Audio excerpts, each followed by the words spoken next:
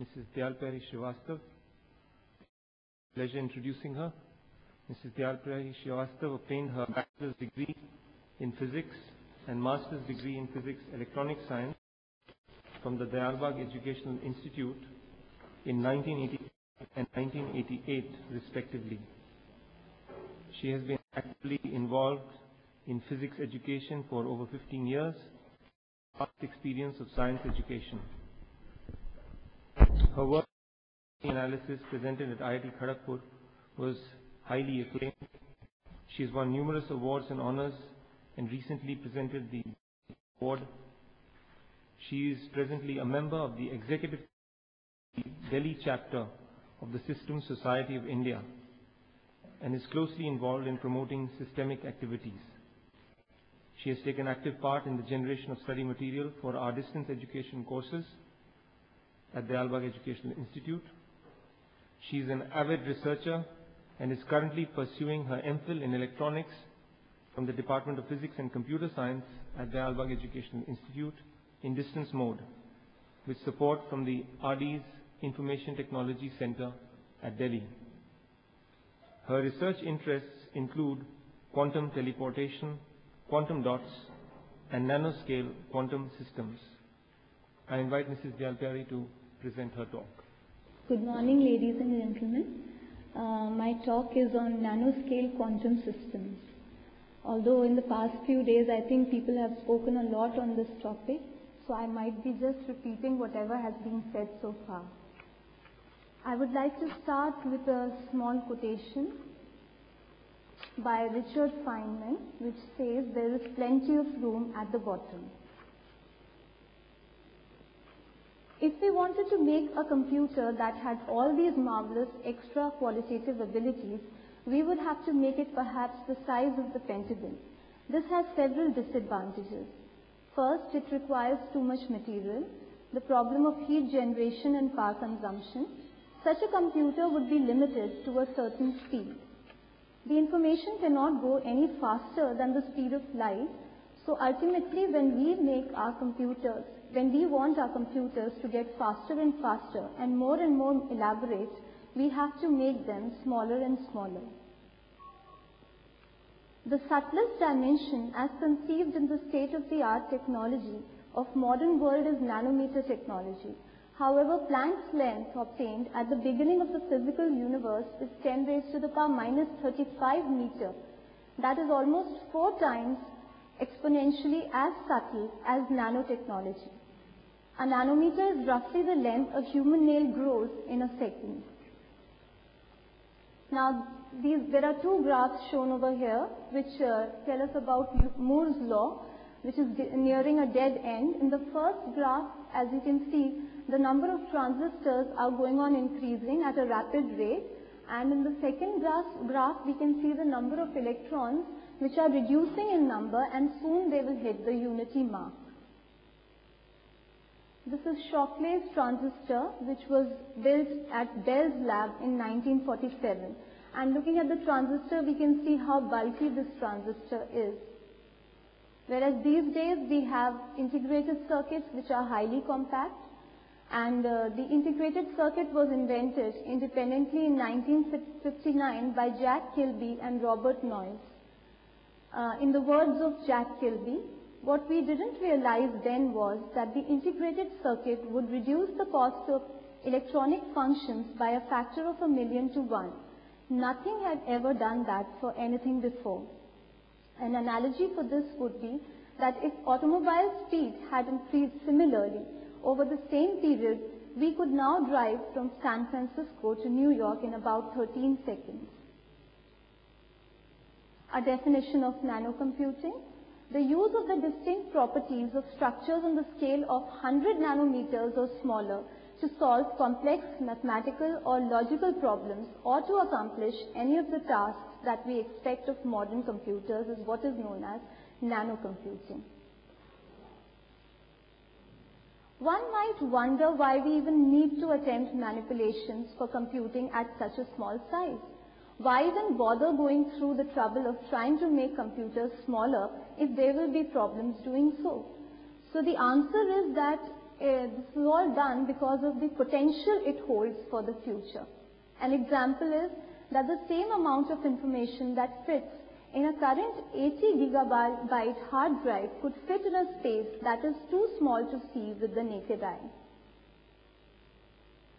Now I would like to just speak a bit about diamond age of spintronics. Electrons carry both charge and spin, but only spintronic devices exploit the two properties simultaneously to achieve innovative capabilities. Spintronics brings us disk drives, read heads, and non-volatile memory chips today, and perhaps instant-on computers and reconfigurable chips tomorrow. Synthetic semiconducting diamond may be the new silicon for a future era of quantum spintronic technology that manipulates single spins, enabling quantum computers and other quantum information devices. Here you can see on the left hand side there are a few gates which have been shown, which are coupled together, and on the right hand side these gates have been replaced by cells, which are a completely new architecture which has emerged today.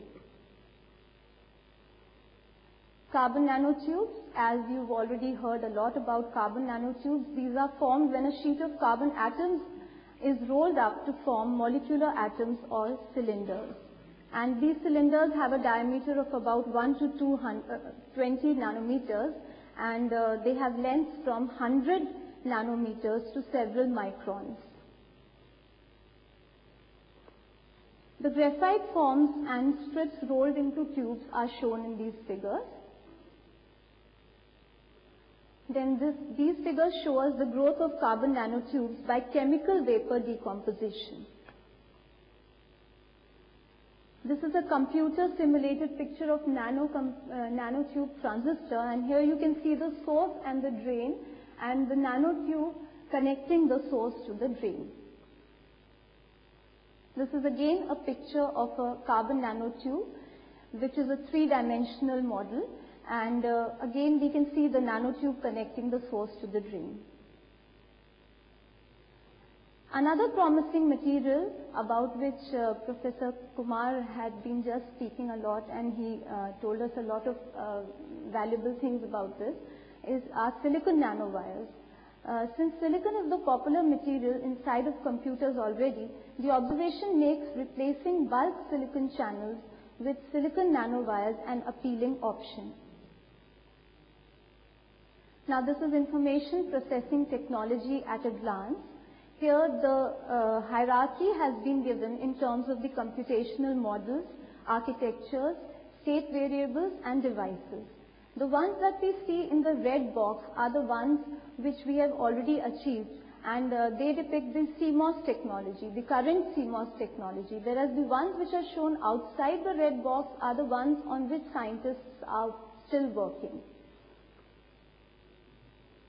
This is a picture showing the emerging technologies, and in this picture we can see the almost the central place has been taken up by the CMOS technology, and quite high above it lies the quantum technology. Then we have others like optical, molecular, etc., which have been depicted in this picture. And this is a three-dimensional plot of the cost versus switching time versus size. Quantum bits or qubits. A qubit can be in a state other than Ket 0 and Ket 1, that is, it can be in a state of superposition of both.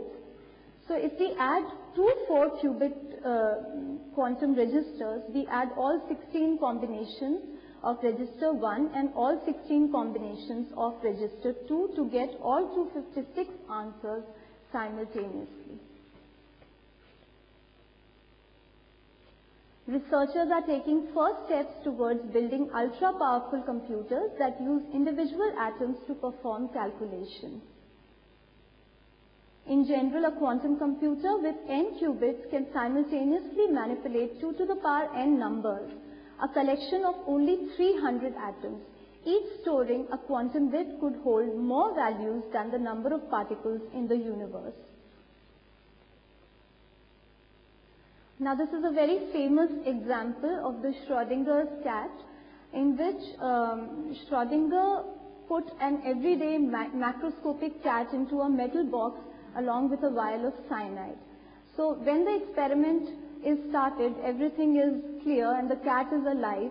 And once the box is closed, then the probability of the cat being alive as well as dead is the same. That is, there is an equal probability of the cat being alive as well as dead, as long as the box is closed. But once we open the box, then we are measuring it, and therefore the cat may arise either dead or alive. This is a very interesting picture shown by John Wheeler, and in this picture he has depicted the universe as a self-observing system. And the tail of this picture shows us the early stage of the universe.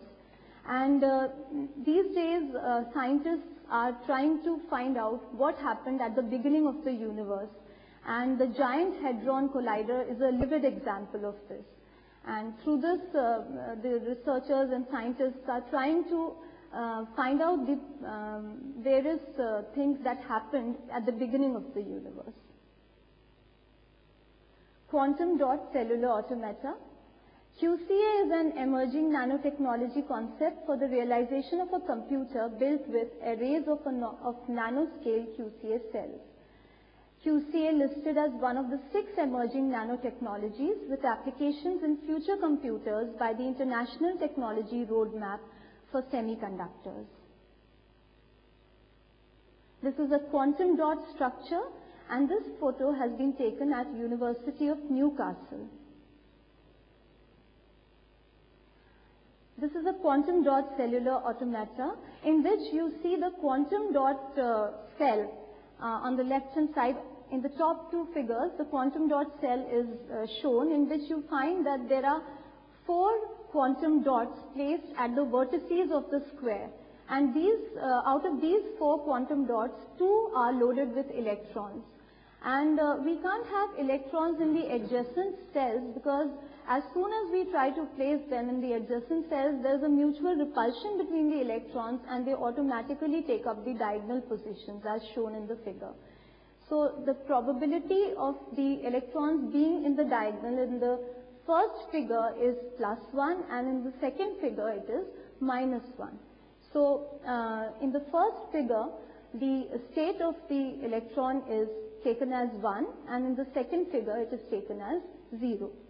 So based on QCA, we have a number of circuits which can be built. Like the one that you see below is a majority gate, which has been built on the basis of QCAs.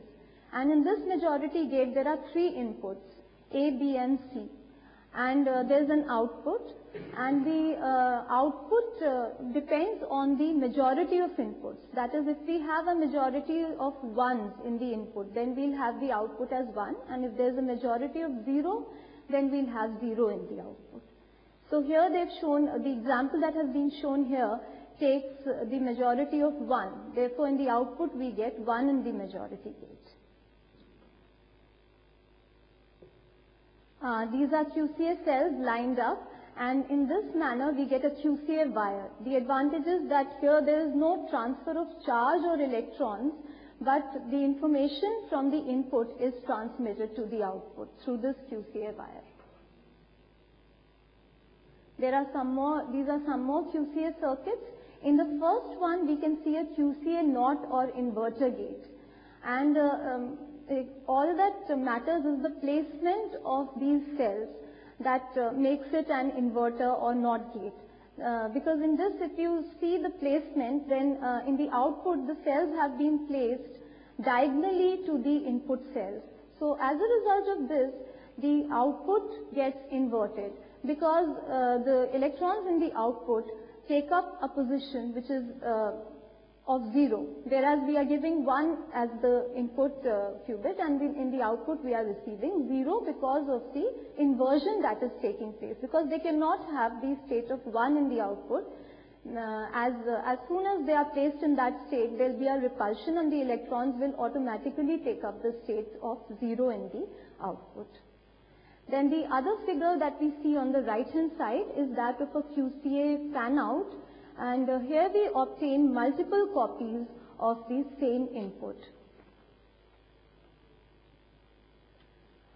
These are two circuits again using QCA. The first one shows a QCA AND gate and the second one shows us a QCA OR gate. Now in an AND gate, basically what is done is that one of the inputs is fixed to 0. So when it's fixed to 0, then if either of the two, that is A or B, are 0, then the output that we receive is 0. But only in the condition when both the inputs A and B are 1, we get the output as 1. And the second gate that we see is the AND gate, which has been again realized with the help of QCAs. And in this AND gate, if you see, one of the bits has been fixed to 1. So as a result of this, if either of the two input gates become 1, then the output is 1. Otherwise, if both of them are 0, then only the output is 0. Then we have a QCA inversion chain over here, in which again the placement of the cells has been done in a different manner. Instead of being placed at the vertices, the cells are placed in the center, at the middle of each of these sides.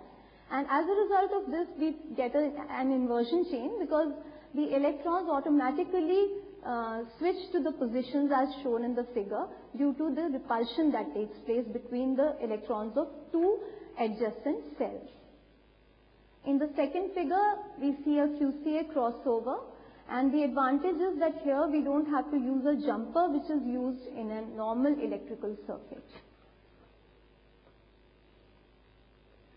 So QCA finds its implementations in the field of semiconductors and molecular and magnetic materials, but there are certain shortcomings also. Like there are several existing tools and techniques in semiconductors which exist, but it's difficult to operate such devices at room temperature and so on. Now this is a quantum model of a cell array.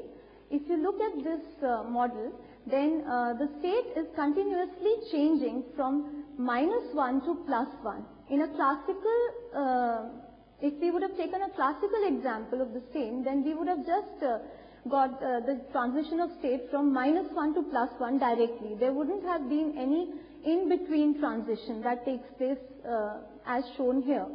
And this occurs because there is a probability of having the electron in more than one cell at the same time. Like if you see the second figure, then the electron is present in all the four. It may be present in more amount in one of the cells and lesser amount in the other cell. So this is what is on the basis of a quantum model. So there is a tunneling that occurs between the dots, but there is no tunneling between the cells. The dots that are shown, those four dots, are the ones in between which the tunneling is occurring, but there cannot be a tunneling between the cells. Cell polarization is treated as a continuous variable, and the probability is given as ρ1 plus ρ3 minus ρ2 plus ρ4 divided by the sum of all the rows, that is ρ1, ρ2, ρ3 and ρ4. So P can vary continuously between -1 and +1 as was shown earlier. Quantum state of a cell. Using the two basis states ket phi1 and ket phi2, ket psi is equal to alpha ket phi1 plus beta ket phi2. So psi is a vector of alpha and beta, and using these two components, the cell polarization is given by P equal to mod alpha square minus mod beta square. Now Schrodinger's equation, it is a very famous equation in quantum mechanics, and it is as central to quantum mechanics as are the laws of motion to classical mechanics. And here the equation has been stated as follows. And in this equation, H is the Hamiltonian operator, psi n is the wave function associated with the atom in a stationary state of energy En. The energy En is the eigenvalue associated with the eigenvector ket psi n. The Hamilton function HQP represents the classical energy of the atom when expressed in terms of position q and momentum p coordinates. Schrödinger replaced the momentum variable T by the differential operator h by 2 pi I into del by del Q. The Hamiltonian for each QCA cell is again given as follows. And here gamma is the interdot tunneling energy, Ek is the electrostatic energy cost of two adjacent fully polarized cells having opposite polarizations. If we assume that there is no quantum entanglements between the cells, then the dynamics of the array is simply given by a set of coupled Schrödinger's equations for each cell, which are as follows. Alternative quantum mechanical description to state vector is the coherence vector, and the coherence vector is given by the symbol lambda. For a two-state system, its three real coordinates are sigma x, sigma y, and sigma z. Polarized states in coherence vector form, t is equal to -1 corresponds to lambda equal to 0, 0, plus 1. T equal to +1 corresponds to lambda equal to 0, 0, minus 1. And the third coordinate of lambda equals -p. The dynamical equation of coherence vector is given as d lambda by dt equal to capital gamma into lambda. And where capital gamma is defined as the trace of sigma h, that is the sum of the diagonal elements. And h times the capital gamma is equal to -2 gamma 0 and EKT. Here h is the Planck's constant. Manipulating the coherence vector, capital gamma x vector is used to manipulate the coherence vector. Capital gamma can be set externally by changing the interdot barrier height. So there are two possibilities, either gamma is infinity or gamma is 0. But for physical implementation, we cannot take gamma as infinity, so we take it much greater than Ek. A quantum NOT gate can be realized with the help of QCA, and the transition has been shown here from the state of -1 to +. NOT gate explained with S matrix. Dynamics of state function is given by the time-dependent Schrödinger equation, which is given over here. And here gamma indicates the interdot tunneling and phi is the angle of rotation. The duration t is given by the expression phi divided by the mod of capital gamma. S matrix for a NOT gate. If we try to find out the S matrix for a NOT gate, we get the matrix in the form, initially we write it in the form of cos phi by 2, I sin phi by 2, I sin phi by 2 cos phi by 2, and if we replace phi by pi, then we get the one that we see at the bottom, the S matrix in the form as shown in the bottom. And here, putting the values of pi by 2, cos pi by 2 and sin pi by 2, the matrix takes up the form of 0, I, 0. Then if we take I common, then we get 0, 1, 1, 0, and this is nothing but sigma x. So we can replace it by sigma x, therefore we get I times sigma x, which is equal to the S naught. And matrix representation is the same as a quantum NOT gate here. So a quantum NOT gate works on the superposition of 0 and 1, whereas in a classical gate, it can either have the state of 0 or 1. But here it works in the superposition of both the states. That is the difference between the classical NOT gate and a quantum NOT gate.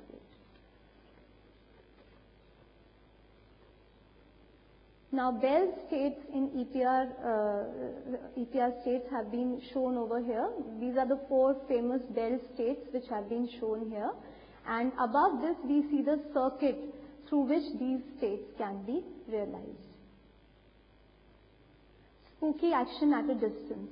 If you look at the cube A, then the cube A has 2 states in superposition, 0 and 1. Now, if we measure the state, if we try to measure the state, then it will be either 0 or 1 because it gets locked in one of the states. But if there are 2 such cubes, that is, let's say, as shown in figure B, then if they both are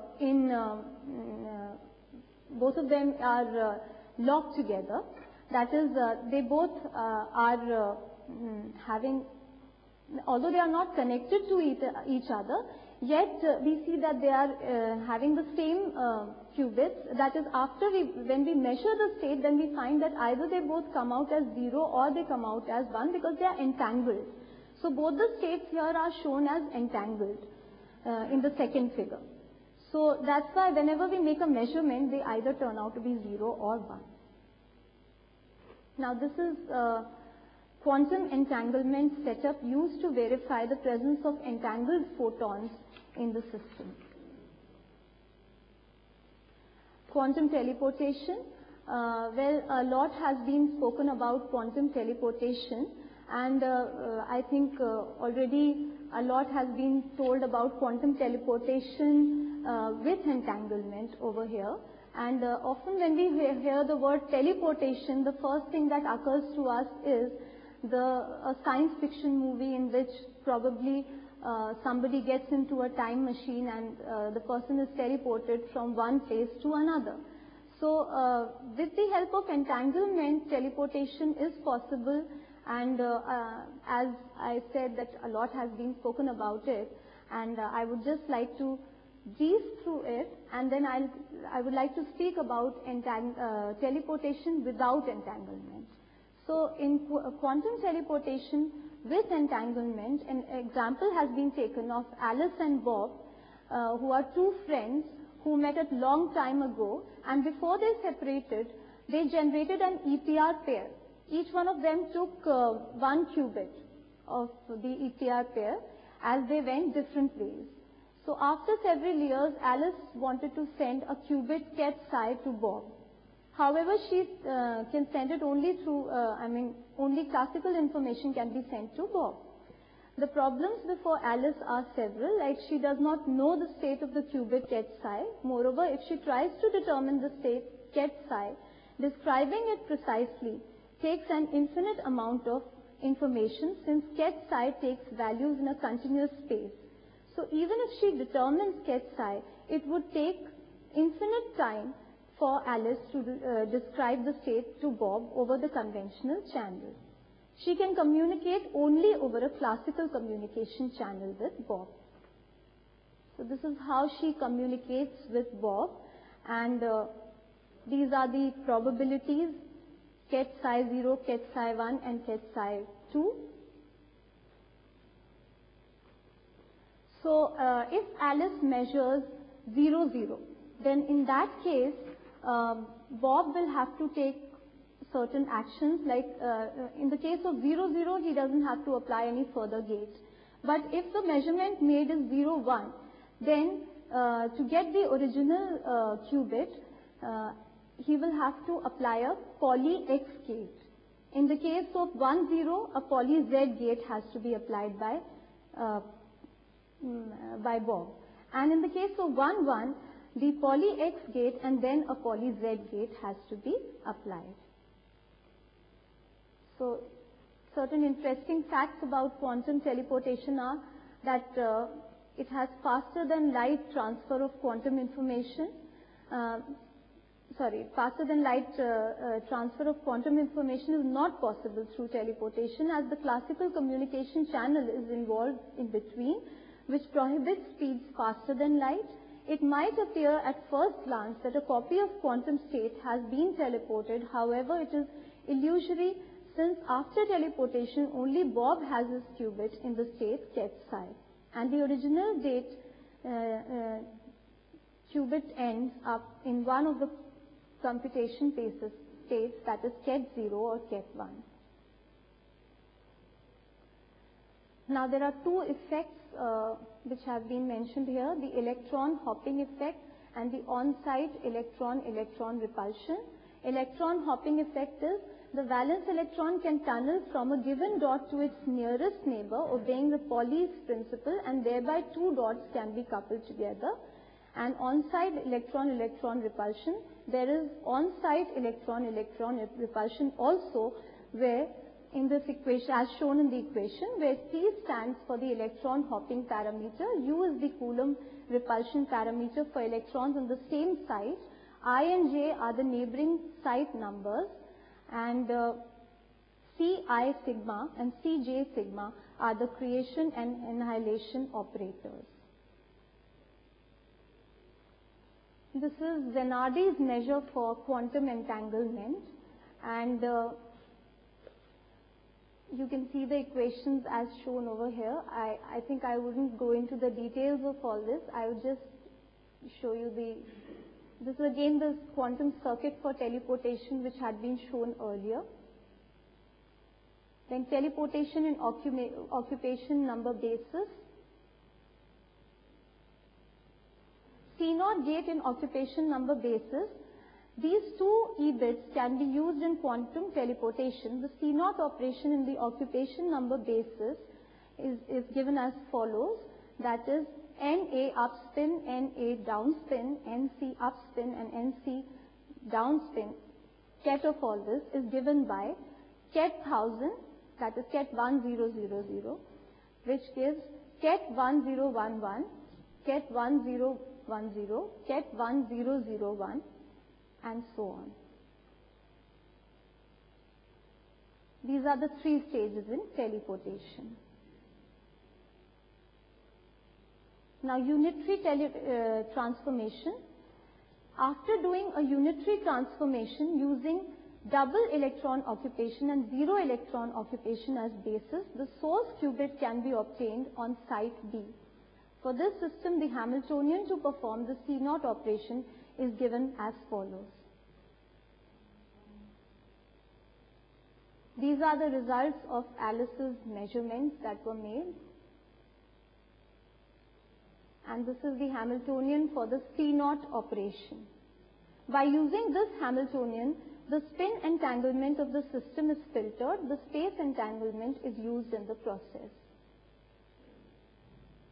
Information transformation, that is from spin to charge. An important point is that the original state we try to teleport is in superposition state of electron spin up and spin down. However, after teleportation process, the state we obtain on site B is a superposition state of double electron occupation and zero electron occupation. Readout easily measured.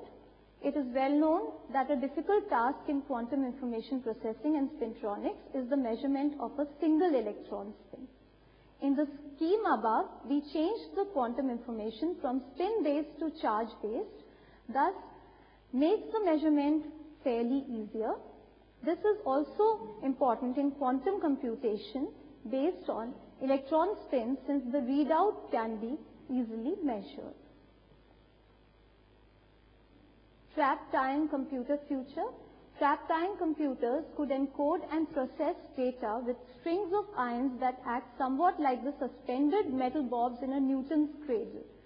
The ions interact through oscillatory motions. Researchers can manipulate the particles by training laser beams on them. Now, before I come to the conclusion, I would like to just briefly tell you about quantum teleportation without entanglement. That is, if we have a certain, let's say, if we want to send a certain information through a certain system where the atoms are in the BEC state, that is the Bose-Einstein condensate state, then the temperature that they have is very, very low, and therefore they are, suppose they are said to be super cooled in that state. So if we have to send a certain beam of ions or atoms, we superimpose this beam on this BEC state atoms. And when we superimpose it, then that beam also takes up the same state. And therefore, it releases a lot of energy in the process. When it comes down to that state, it releases energy, and that energy is then transmitted, or it is transformed into light pulses. And these light pulses can travel through a certain optic fiber from one place to another. And when it is sent from one place to another, it again comes in contact with a DEC state at the other end, where it has to be teleported. And when it comes in contact with that DEC state, then because of this contact, we find that the energy levels are returned back to that particular, to the second state where it combines. And therefore, due to the return of these energy states, we find that we get the original matter beam, with which, or rather the state of the original matter beam. We cannot get the same original matter beam with which we started, but we get the same state as the original matter beam's state. So this is done without entanglement. So the conclusions that I have to speak about here are that scientists are still far from constructing a quantum computer that can take on the daunting challenges such as factoring very large numbers that has stymied conventional machines. Still, some features of quantum information processing are already finding application in the real world. The quantum nano revolution is in its infancy. Quantum nano computing has the potential to revitalize a host of existing technologies and generate new ones, to open new windows on the nature and origin of the universe, and to change the way we think about information and about reality itself. So these are my acknowledgements, and these are the references.